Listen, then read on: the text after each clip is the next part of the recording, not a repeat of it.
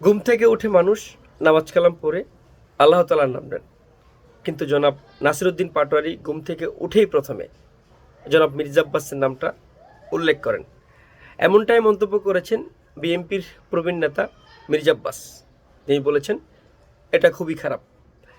এখন পর্যন্ত আমি অনেক নির্বাচনে অংশগ্রহণ করেছি এবং আমার প্রতিদ্বন্দ্বীরা এমন বিষাদকর আচরণ করেনি যেটা বর্তমানে ঘটছে।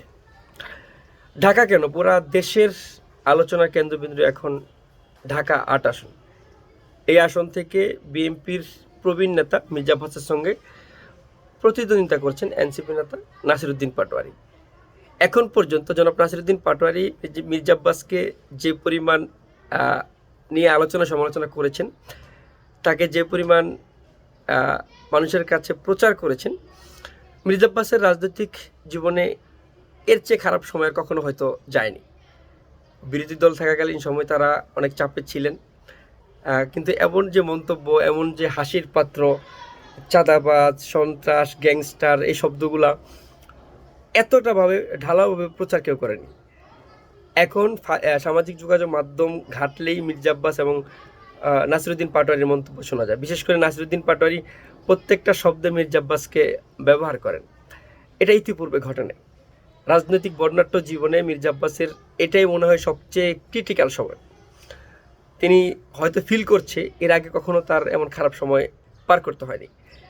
মির্জা আব্বাস এবং নাসিরউদ্দিন পাটোয়ারি এখন ফেসবুকে আমরা প্রবেশ করলেই প্রথমে তাদেরকে পাই। মানুষের এখন বিনোদনের খোরাক হিসেবে দাঁড়িয়েছে নাসিরউদ্দিন পাটোয়ারির কথাগুলো। মনে হয় যে আমরা কি এদের যদি মন্তব্য না পাই কি জানি হারিয়ে ফেললাম। নাসিরউদ্দিন পাটোয়ারি মির্জা আব্বাসকে এমনটাই নিচে নামিয়েছেন বা এমনটাই তাকে যে বেকায়দায় করে ফেলেছেন, সেটা সামাজিক মাধ্যম না দেখলে বোঝা যায় না।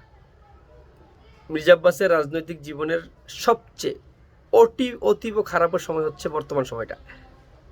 নির্বাচনে কি ফলাফল সেটা আমরা জানি না, কিন্তু এর আগ মুহূর্তে যে একটা বিনোদন জনাব নাসিরউদ্দিন পাটোয়ারি মানুষকে দিচ্ছেন, মানুষকে যেভাবে মির্জা আব্বাসকে উল্লেখ করে মানুষের কাছে প্রচার করছেন, এইটা রাজনৈতিকভাবে মির্জা আব্বাসের জন্য অনেকটাই ব্যাকফুট।